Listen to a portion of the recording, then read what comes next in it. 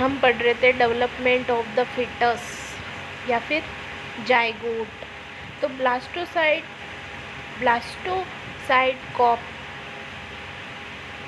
Corpus luteum को valuable रखने के लिए एससीजी हार्मोन को सिक्रेट करता है तथा ये गेस्टेशन के पहले 2 से 3 महीने में एस्ट्रोजन व प्रोजेस्टेरोन को सिक्रेट करता है।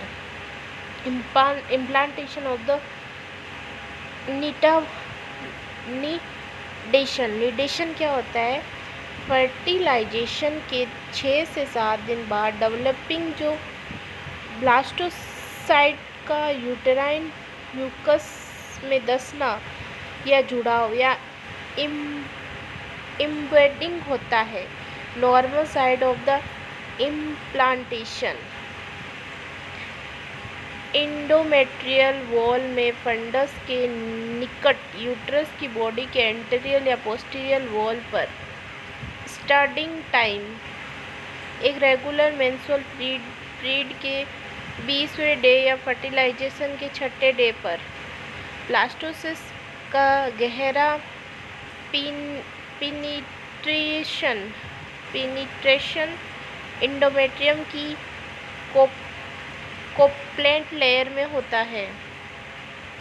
कंपाउंडिंग टाइम एक रेगुलर साइकिल के 24 से 25 दिन पर या फर्टिलाइजेशन के 10 या 11वें पर डीप पेंडेशन होता है, जिस इंटरस्टिशियल इम्प्लांटेशन कहते हैं। इस समय पर ब्लास्टोसिस सभी तरह से एंडोमेट्रियम यानी कि डेसिडुआ द्वारा कवर होता है। अधिक डीप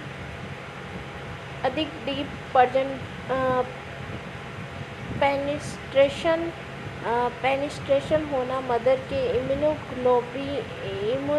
इम्यूनोग्लोबिन फैक्टर द्वारा निर्धारित होता है। Development of the placenta trophoblast पहले 2 वीक के दौरान ट्रोफोब्लास्ट निम्न 2 लेयर में प्रोलिफरेट व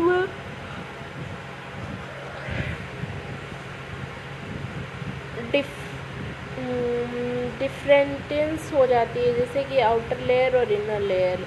आउटर लेयर में क्या होता है? मल्टी न्यूक्लियस होते हैं जो कि सिनसाइटोट्रोपोब्लास्ट या सिनसाइटोमीम बनाते हैं, ठीक है। और जो इनर लेयर होती है ना, जो मोनोन्यूक्लियाइड यानी कि कोबियल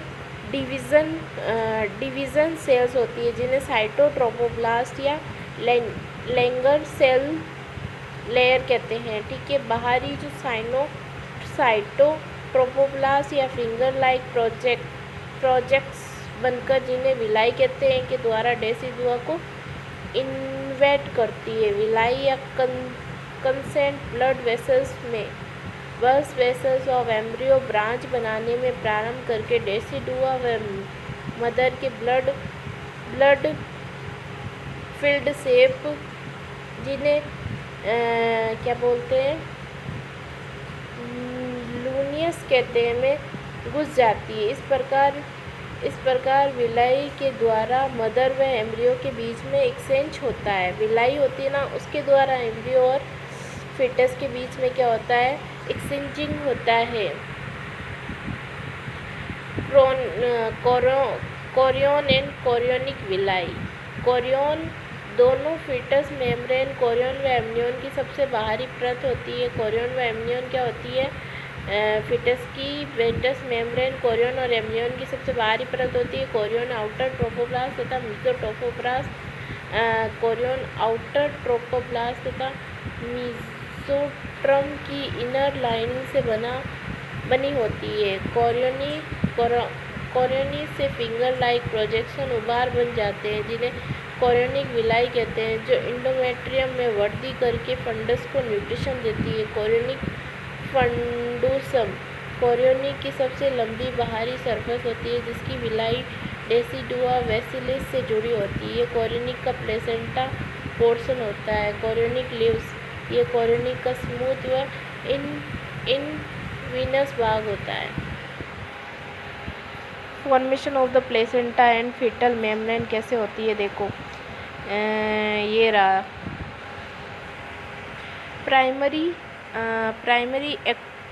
एक्टोड्रम, प्राइमरी मेसोड्रम, ठीक है, प्राइमरी इंडोड्रम दोनों आ गई। फिर ये स्मूथ मसल्स, फिर यॉक सैक बना, amniotic cavity, chronic cavity, amnion, Korean, फिर एमनियन से एक अलग हो गया कोरियन कैविटी, एमनियन अलग, स्मूथ और प्लेसेंटा उधर हो गई विलाई कोरियन। तो ये ऐसे हो गया।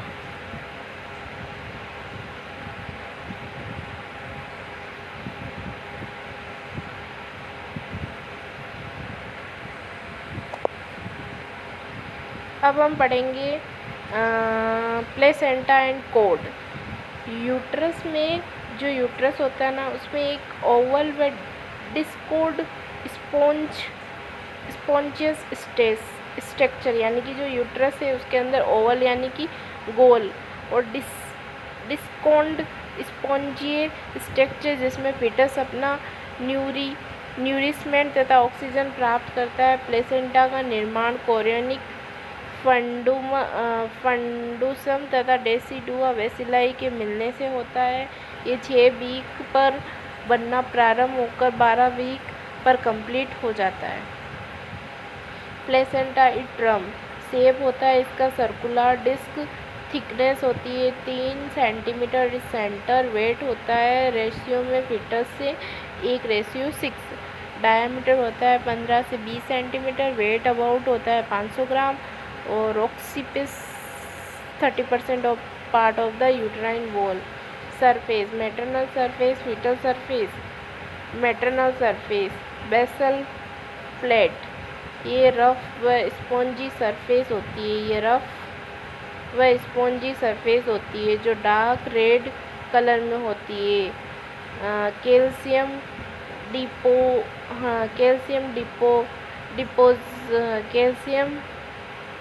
डिपोजिशन के कारण ग्रेवियस स्पोर्स दिखाई देते हैं। ये टोटल प्लेसेंटा का 1/5 भाग से भी कम होता है।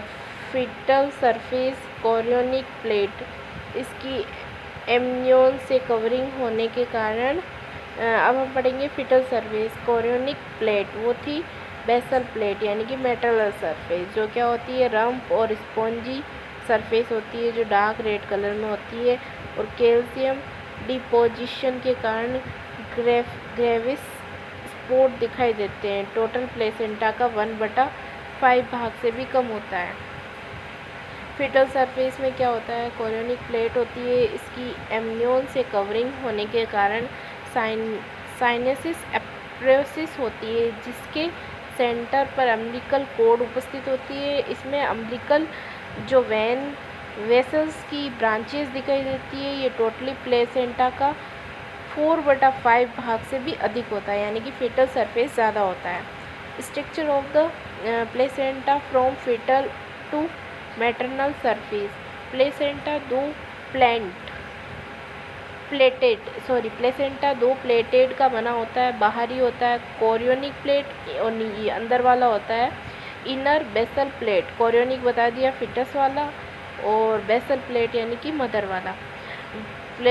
पैलेट के मध्य के स्पेस को जो पैलेट के मध्य दोनों के बीच में जो होता है उसको बोलते हैं इंट्रावेस्कुलर स्पेस कहते हैं, जिसमें क्या होता है स्ट्रीम विलाई और उसकी ब्रांचेज होती है।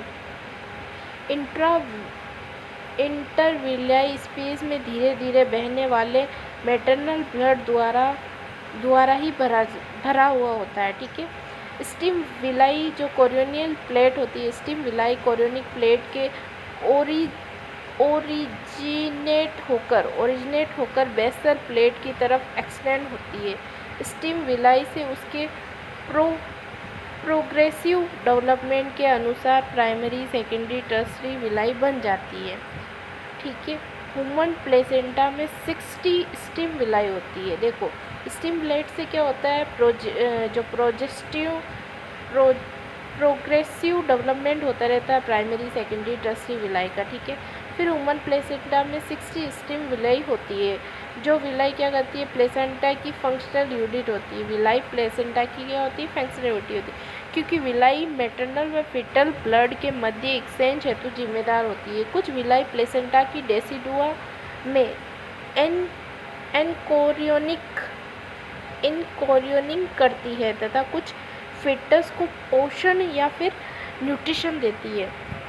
Placenta circulation, there is a 2 type of the placenta circulation. एक तो होता है मैटरनल यूट्रो प्लेसेंटल सर्कुलेशन। ये इंटरवीनसली स्पेस द्वारा मैटरनल सर्कुलेशन से संबंधित होता है। एक मैच्योर प्लेसेंटा में 500 ml ब्लड होता है, जिसमें 550 तो जो ब्लड वेसल सिस्टम होती है उनमें होता है, और बाकी का इंटरस्टिशियल स्पेस में उपस्थित होता है। ट्रम पर इंटरवेनस स्पेस में जो 500 से 1600 ml ब्लड प्रति मिनट फ्लो करता है, ये 1 मिनट में 3 से 4 बार रिप्लेस हो जाता है। यूटेराइन कॉन्ट्रैक्शन के दौरान यूट्रोवेनस स्पेस के ब्लड का प्रेशर 30 से 50 mm ऑफ Hg तथा रिलैक्सेशन के दौरान 10 से 15 mm ऑफ Hg होता है। विलाई में फिटल कैपिलरी प्रेशर 20 से 40 mm Hg होता है। Feto placental circulation, 2 umbilical arteries प्रति मिनट फिटस के 400 ml इम्प्रूव ब्लड को प्लेसेंटा तक एक्सचेंज के लिए